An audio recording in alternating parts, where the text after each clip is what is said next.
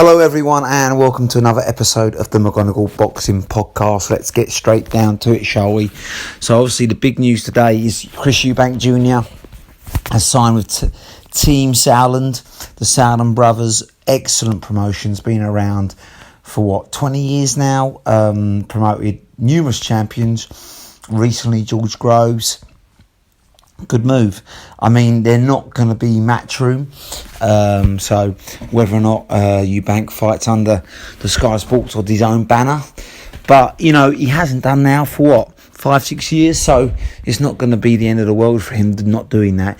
He flicks between channels anyway. So expect him to fight maybe on ESPN one moment, then BT Sports the next. Possibly Sky Sports the next. It's not going to be a big deal for Eubank Jr. He just follows his own path, but it seems like it's a long-term deal, which means it's a minimum 2 years, which I think is good. He's an age now, 32, pushing 33. It's make or break, isn't it? He needs some stability. He needs to get the shackles of his father off. And, you know, Team Sauerland are brilliant. They're consistent, they're reliable, they're solid.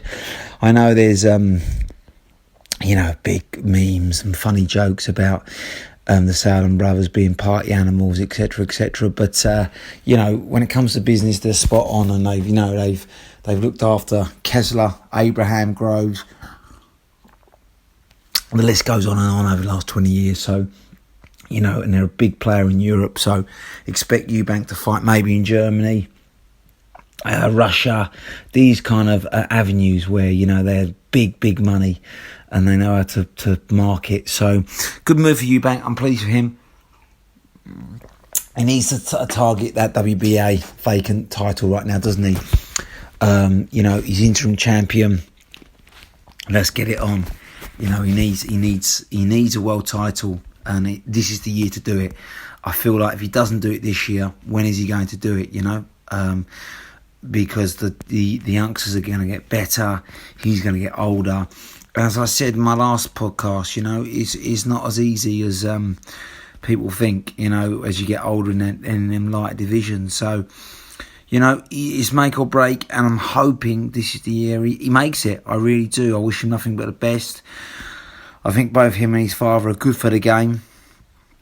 But he's got to pull his finger out and he's got to deliver. And, he's made a good start to the year. There's no question. Can he become WBA champion as well? I think he can.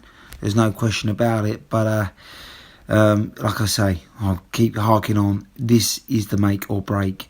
It's got to happen. Finally, moving on to Eddie Hearn again. He's back in the news with Joshua and Fury. And there's a lot of talk that...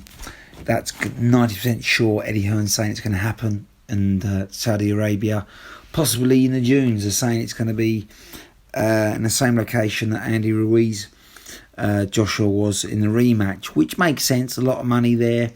I'm hoping, obviously, it's May, June time. I've always said I'd like to see Fury have a tune-up fight, but with everything that's going on right now, I'm not sure he will do so. That gives Joshua a little bit more of a chance, but still favour Fury. Still think it's a 70-30 fight for him, as long as he avoids that uppercut from Joshua, which is a dangerous weapon. If he can avoid that, stay out of that inside range, then I think he just peppers and beats up Joshua slowly but surely.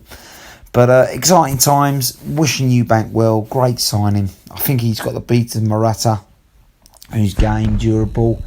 But I think, he goes down that route which Sauerland will also be pushing for. I think he beats him.